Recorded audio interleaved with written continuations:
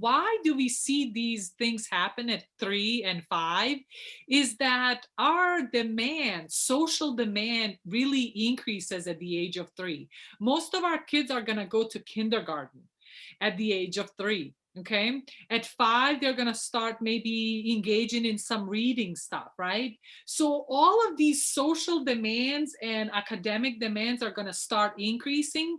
But what we say in my practice all the time is neurological readiness guides the physical readiness. So if you Mhm. had not a neurological readiness where they are able and want to engage socially, or able to recognize these letters that are written or objects that are written on our pages that we have to transcribe into words and picture in our minds, what are they really meaning and saying to us?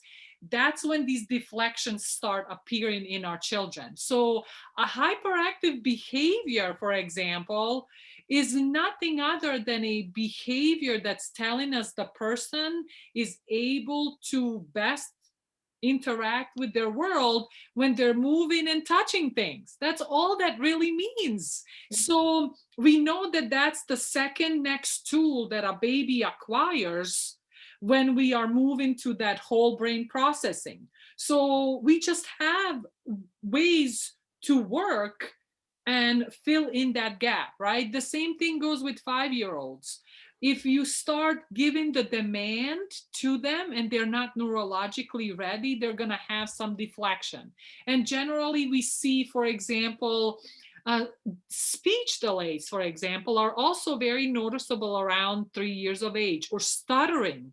It's when we start expecting our little ones to start engaging more socially, and Mhm. that's when they start like, oh, I can't really do this, I just want to touch and move kind of thing. Does that make sense? They're not ready for that. So I that's think when that, we see it. though, too, the other thing that happens at 3 and 5, besides that they start preschool and kindergarten and the rise in challenges from those environments, but I think, too, sometimes, at least from the parent perspective, they have told me that they then have some validation of their concern. So, again, thinking about this parent who's been sitting on this concern that they have, they've sort of been dissuaded from it at their pediatrician's visit. A lot of times when their child then enrolls in preschool or kindergarten, and then the teacher reaches out to them and says, "Hey, I have some concerns." It's almost like, I think that that sometimes is the encouragement that families need to help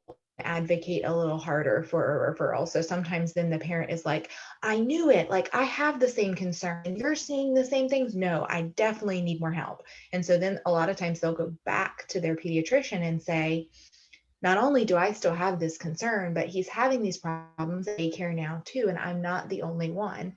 And once parents have that, and I don't even think that it's pediatricians value the teacher's input more than parents. I just think that that second voice of concern emboldens parents to then really, really not leave that pediatrician visit without a good answer that they feel good about. Yeah. And so I think that that's just this catalyst that happens. And I love what you said about like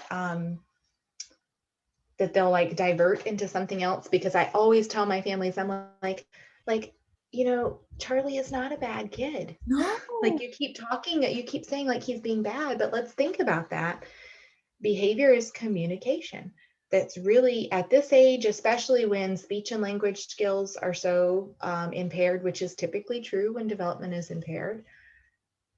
It's just communication. They're just telling us, "Wow, you asked me to get dressed, and that's really hard for me, and I don't know how to do that." Yep. That's all.